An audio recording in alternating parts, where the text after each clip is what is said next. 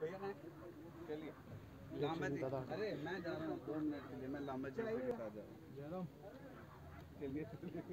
शक्तिधाम मंदिर का। हाँ जी, तो इसके बारे में थोड़ा सा बताएं कि ये क्या प्रोजेक्ट है, किस तरह से ये पूरा होगा और कब से माता रानी की कृपा से कब से काम शुरू होगा, कितने टाइम में पूरा होगा, इसका थोड़ा इसके बारे में विस्तार से बताएं। जय माता दी। आप सभी को महारानी सबका कल्याण करे और माता सब कुछ अच्छा करे।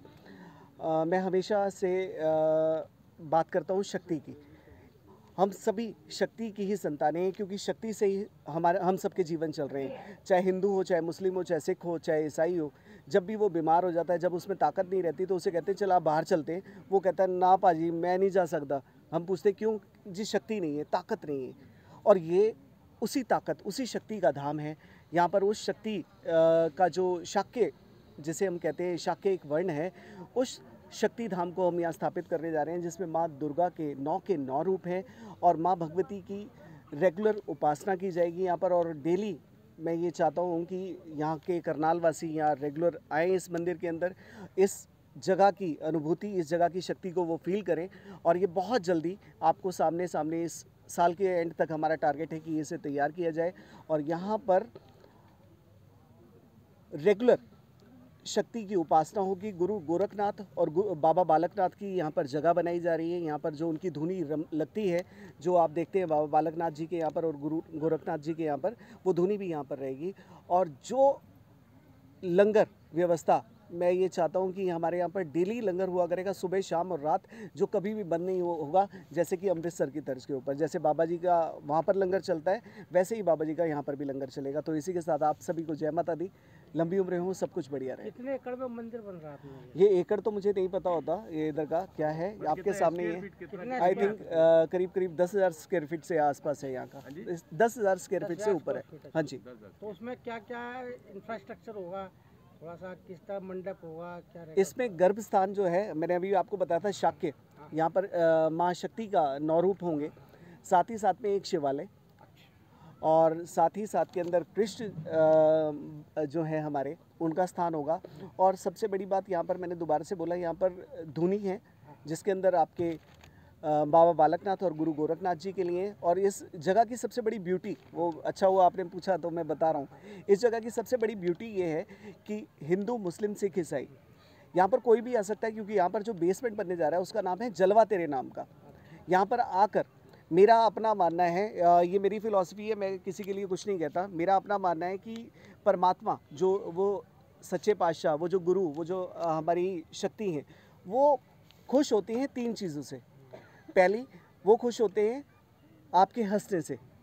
आपको कभी भी रोते हुए आदमी पसंद नहीं आएंगे। कोई रो रहा है आपको पसंद आता है? हाँ जी, नहीं होता। रोता आदमी कोई किसी को पसंद नहीं आता। आपको हमेशा हंसने वाले लोग पसंद आते हैं, जो खुश रहते हैं। तो यहाँ पर वो जगह है जहाँ पर आप खुश रहेंगे, मेडिटेशन सेंटर, जो कि नीचे जलवा तेरे नाम का है। वहाँ पर लाफिंग थेरेपी, आप कुछ भी कर सकते हैं। सेकंड चीज़ इसके अंदर रहेगी, मेरा फिर से मानना है, जो लोग गाते हैं उस परमात्मा के लिए, आप वाणी गा सकते हैं, आप परमात्मा की वाणी गा सकते हैं, आप वाहेगुरु की वाणी गा सकते हैं, आप माता के भजन गा सकते हैं, आप कुछ भी गाएं, परमात्मा आपके गाने से खुश होता है। क्योंकि आप जिस भी नियत से उसके लिए गाते हैं, वो वहाँ पर ऊपर लिखा जाता है। तीसरा है नाचना। जो लोग परमात्मा के उस शक्ति के नाम से नाचते हैं, उसे दुनिया में किसी आदमी के आगे नाचना नहीं पड़ता, अपने बॉस की खुशामद नहीं करनी पड़ती, किसी से मांगना नहीं पड़ता, कर्जा नहीं लेना पड़ता। क्योंकि जो मेरी शक्ति के लिए नाचेगा, जो परमात्मा के लिए नाचेगा, उसे किसी के आगे नाचने की ज़रूरत नहीं है। यही सब कुछ होने जा रहा है। जय माता दी फिर से आपको। लागत खर्चा कितना है? राजीव, मुझे सोने वीर, मैनू पता नहीं है कितना खर्चा आएगा।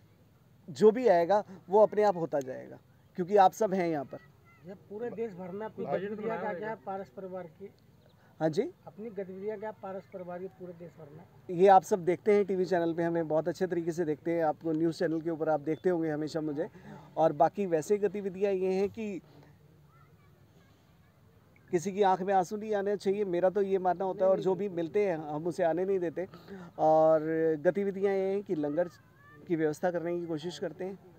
छोटी बेटियां जिनके माँ बाप पढ़ा नहीं पाते हैं, उनकी फ़ीस देने की कोशिश करते हैं। और इस समय भी कोई अगर मुझे देख रही है बच्ची और वो टैलेंटेड है और उसके पास पैसे नहीं है माता पिता के पास स्कूल की फ़ीस देने के लिए, तो पारस परिवार उन सब के साथ खड़ा होता है हमेशा। तो यही हमारे काम है। शुरुआत कहाँ से हुई थी पारस परिवार की? जैसे विकिपीडिया है मेरा, अगर आप देखेंगे तो ठीक है जी, ठीक है। हमारा जो स्टार्टिंग है देखना चाहेंगे 2006 से मैं टीवी चैनल्स के ऊपर आ रहा हूँ और जी जागरण से हमने स्टार्ट किया था। 2006 से लेकर आपके टोटल सभी चैनल्स पे आते हैं, जितने भी डिवोशनल चैनल हैं उसके ऊपर हमारे पारस परिवार अगर आप सर्च करेंगे तो उसके अंदर आप देखते हैं उसे। भाई जी, इस जो शक्तिधाम का जो भूखंड है, इसका एरिया लगभग कितना होगा? इसका 10,000 स्क्वायर फीट के आसपास है, मुझे इतना नॉलेज नहीं है। अच्छा, हाँ जी, दूसरा ये था कि हाँ जी। और जब और ये कब तक, मतलब कितने टाइम में बनकर तैयार ये हो बस अब जाएगा? आपका तैयार स्टार्ट हो गया है और हमारे जो कंस्ट्रक्शन के लोग हैं वो 14 मंथ बोल रहे हैं कि 14 महीने के अंदर हम तैयार कर देंगे। हाँ जी, देश का पहला मंदिर है शक्ति मंदिर है, ये- पहले मंदिर है। शक्ति धाम पहला होगा, अच्छा, शक्ति धाम पहला। ये देश का नहीं, ये पूरी दुनिया का अलग होगा, क्योंकि जहाँ पर शक्ति का, जो मैंने दोबारा से बोला है कि जहाँ पर शक्ति का वास 9 देवियों का एक लेवल करेंगे, वो बिल्कुल सबसे अलग होगा।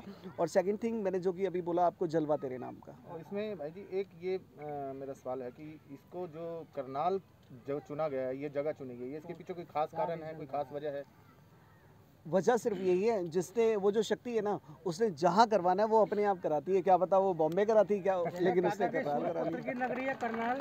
करनाल सूर्यपुत्र की नगरी है कहा जाता है। हाँ जी, करनाल सूर्यपुत्र की नगरी है, कर्ण की नगरी है। ये बताना कि मेरे को नहीं लगता कि ज़रूरत है। मैंने दोबारा से बोला, शक्ति ने जहाँ कराना है उसे कराना था कर्ण की नगरी में, तो उन्होंने वहाँ कराया। दूसरा मेरा ये पूछना था सवाल आपसे, क्या जो चल रहा है कि धर्म स्थानों से शिक्षा और सेहत का संचालन होना चाहिए, मतलब शिक्षा संस्कारित शिक्षा, सेहत संस्कारी सेहत, मतलब सेहत जैसे हॉस्पिटल से है।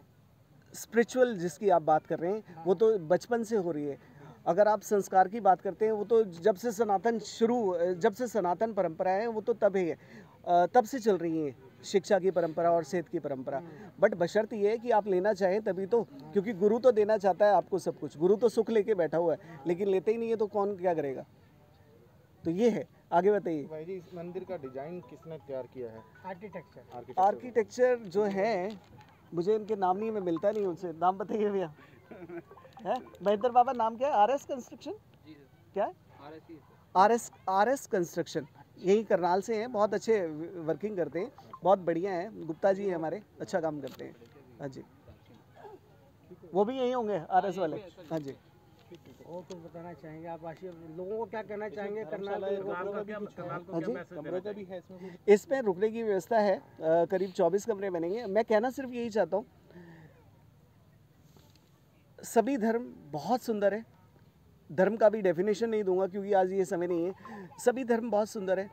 केवल और केवल हम भारतीयों को 2 चीज़ को सीखना है, एक सफाई और दूसरा अनुशासन। डिसिप्लिन और सफाई अगर हम ओके कर लेते हैं तो ये जो सनातन है, जो हमारे देश के अंदर अलग अलग धर्मों की ब्यूटी है, वो बहुत निखर के बहुत आगे आ जाएगी। सिर्फ हमें 2 चीज़ों को ध्यान रखना है। इसी के साथ फिर से जय माता दी।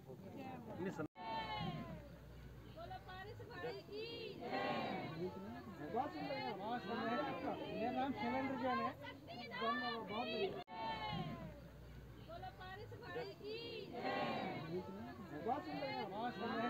मेरा नाम शिवेंद्र जैन है।